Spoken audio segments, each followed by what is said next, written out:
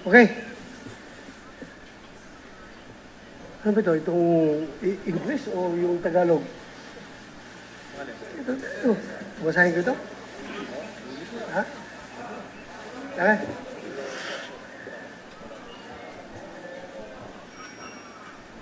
Ladies and gentlemen, good afternoon. Just would like to state that in line with what has happened in Davao City, Police Intelligence and Investigation Units are conducting an assessment of circumstances surrounding the incident in Davao City, where at least 14 killed and more than 60 are injured. While we are not discounting the possibility that some quarters may be exploiting the situation to create hysteria and fear, we'd rather take these streets with utmost prudence and due diligence. We assure the public of the readiness of the Philippine National Police in addressing any threat of this nature and thwarting any attempt by threat groups to sow fear and anxiety among our people. We appeal to the public to remain calm, vigilant, and alert in reporting to authorities any unusual movement or activities of suspicious persons. Any information may be reported through the nationwide emergency hotline 911 for immediate police assistance. Kami po ay nakikiramay sa ating mga kababayan sa Davao sa nangyari doon sa Davao, lalong-lalo na doon sa mga mahal sa buhay ng mga nasawi. We are just appealing to the public to stay calm and be vigilant. At alerto palagi. Huwag po tayo magpapatalo dito sa mga terorista. Pag tayo ay natakot, then they will achieve their aim, which is to sow terror. So let us continue living our normal lives. But just be vigilant. Yun lang po ang aming panawagan sa taong bayan. Questions?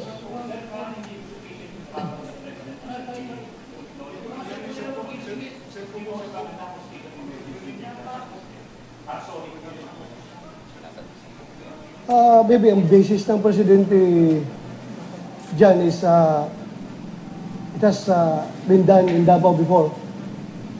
Nung merong bombing doon sa Davao, na-declare niya noon. Ganun. So, hindi ko pwedeng pakunahan yung ating presidente kung ano yung kanyang gustong mangyari.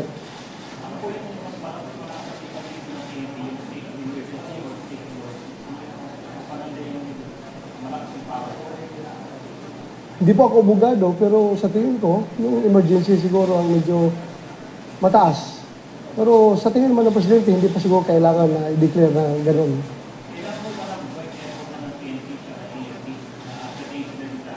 Yes, even before the incident, matagal na po yan. Ilang taon na po yan joint effort ng Philippine National Police at ng AFP sa pagmaintinar ng peace and order ng Davao through the creation of Task Force Davao, wherein yung Philippine Army po ay nandoon sa syudad at tumutulong sa ating kapulisan para masugpo itong mga banta ng terorismo.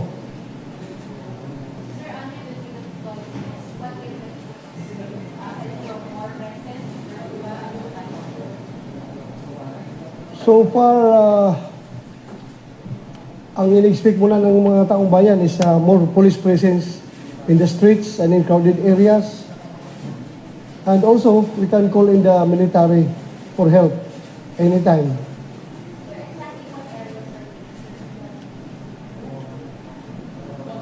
Paano ba yung sinabi ni Presidente?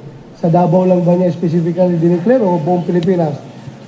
So kung buong Pilipinas, that means lahat ng mga metropolis, yung mga malalaking syudad, ipaparamdam natin yung state of lawless violence. Iparamdam natin yung counter-action na gagawin or preemptive action na gagawin ng ating kapulisan para masuppress yung state of lawless violence. Ha? Hindi po. We are not in martial law. Wala pa tayo po sa martial law. So, hindi po pwede yung warrantless arrest.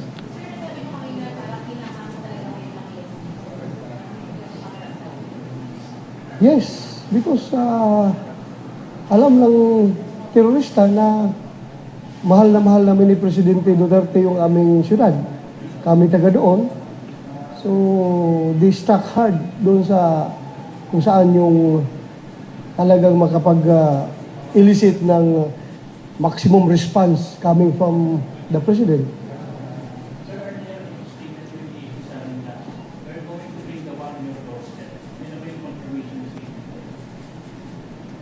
Maybe. Ha?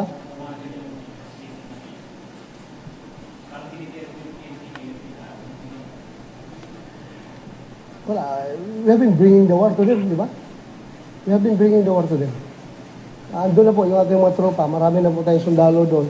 Kaya nga, ito ginawa nila para ma-divert yung attention, para ma-ease up yung tension doon sa Sulu, para mag-shift tayo ng, instead na mag-concentrate tayo sa ating efforts doon sa area nila, magiging defensive tayo ngayon dito sa ating mga syudad. Mababantay tayo, baka mamaya may papasabog sila. Parang ganoon yung gusto nilang mangyari.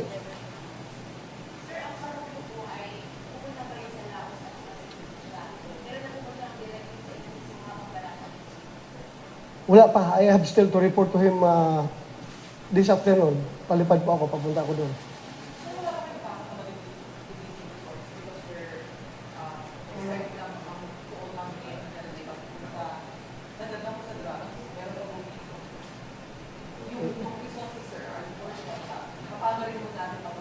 Yun nga, that would not prevent us from entertaining the thought na baka mamaya part of narco-terrorism na rin ito. Di ba? Gusto nilang mag-ease up yung ating effort sa drugs,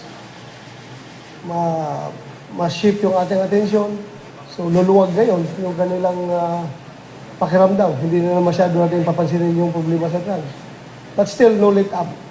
No let up sa ating anti-drug.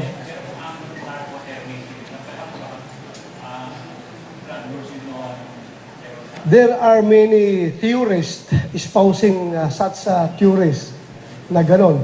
But unless we find hard evidence to confirm or to validate such theory, dito tayo nakatutok ngayon sa lalong-lalo na merong umamin na doon sa Buanga na silang may kagagawan. So dito muna tayo. But then, we do not take that at face value. Kino-confirm pa rin natin kung totoo ba talaga na sila. Meron tayong many ways of validating. Wala po bang access sa intelligence gathering dito sa pamumuhay nila sa tao? Kung ganun mo talaga yan. Intelligence is always the whipping boy pagdating sa terrorism. Pag may nalusutan tayo, pag may sumabog, automatic, intelligence has to be blamed. But then again, yung ang pinakamatindi na intelligence agency ng buong mundo, yung CIA ng Amerika, well-funded and everything, nalusutan nga sila. How much more yung ating intelligence group ng PNP, yung intelligence service ng Armed Forces of the Philippines. So, may chance rin na malaki ang posibilidad na tayo malusutan.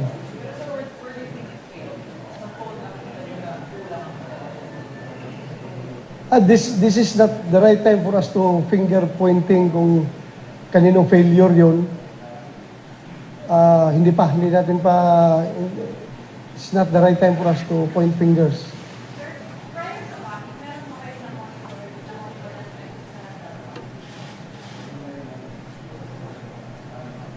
Meron kami natatanggap ng mga information.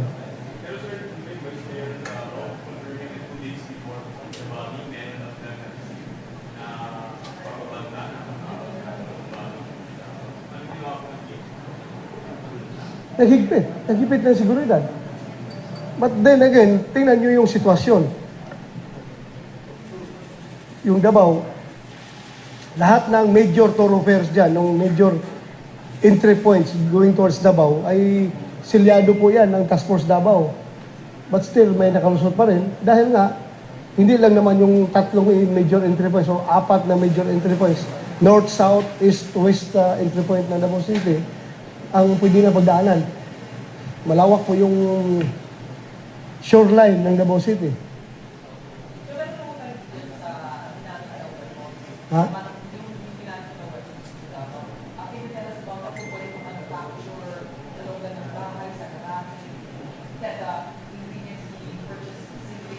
Sa ngayon, wala pa tayong natanggap na technical report about the explosives used. But meron tayong initial na natanggap na parang merong fragments of mortar. Mortar meaning that is IED. Kung mortar round ang ginamit.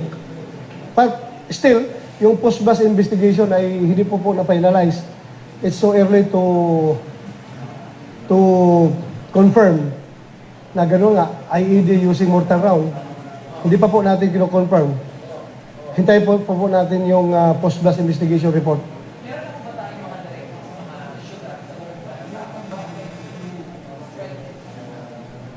Yes, we have already declared full alert status effective last night to all our police regional offices all throughout the country.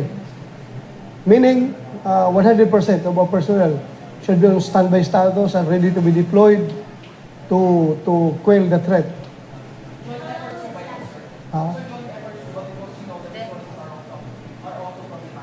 Yung? Yes po. The President has already issued the state of lawless violence wherein the AFP is mandated to support the PNP to quell the lawless violence. Wala tayong timeline kung hanggang kailan niya matatapos. Sa ngayon po, yung ating target hardening efforts ay naka-in place na po. But still, hindi ko nga masasabi na yung ating target hardening efforts ay flawless.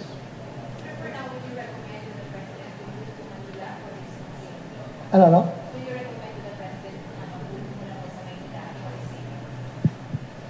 No, I cannot recommend to the President. Dahil mas marunong yan kaysa akin. Mas marunong yan sa akin at mas matapang yan sa akin. Kaya sunod-sunudan lang kami sa kanya kung ano yung kanyang gustong gagawin.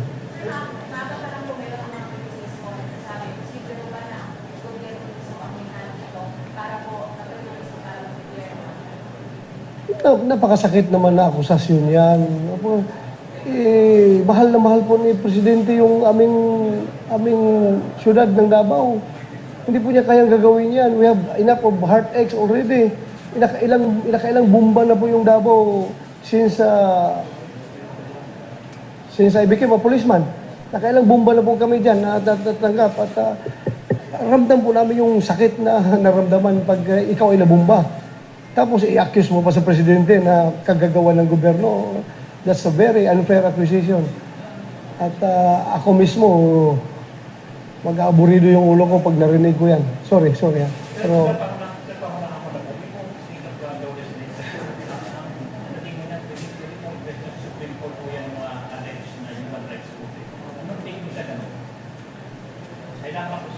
yung mga human rights group na magki-question, dapat tumulong na lang sila na para walang bomba na sasabog sa ating bansa. Tutulong na lang sila sana. Huwag na sige sila question ng kung ano-ano i-question nila. Wala pa kang ginawa. I-questionin na nila. Sana naman, in times like this, tayong Pilipino ay tinamaan, tayo nasasaktan, sana tayo po magkakaisa para naman hindi tayo magkawatak-watak.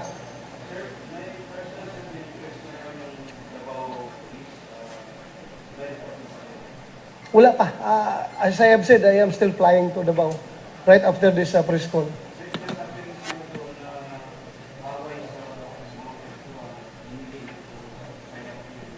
Away ng pwesto. Tapos, business rivalry. Isa yan sa mga theory na pwede nating i-entertain. I-entertain yan lahat.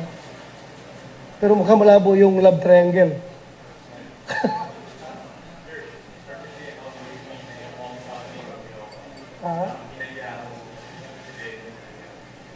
Alam ko po yung naramdaman ni Presidente. Kung ano yung naramdaman ko, ayun din ang naramdaman niya. We felt offended. Kami po'y nalulungkot at nagagalit sa pangyayari. Dahil mahal na mahal po namin yung aming lugar, yung siyudad ng Davao. Matagal po namin yung nag-hard labor po kami na dyan ng gusto para ma-achieve yung status ng Davao ngayon. At ganun na lang, yuyurakan na lang ng mga terorista. Ang masama ang pakiramdam namin. Okay? Balit ako. Thank you. Salamat. Huwag niyo pakita yung sapatos ko, ha? Dito lang, kalahati lang. At yan po ang naging pahayag ni PNP Chief Director General Ronald Bato de la Rosa.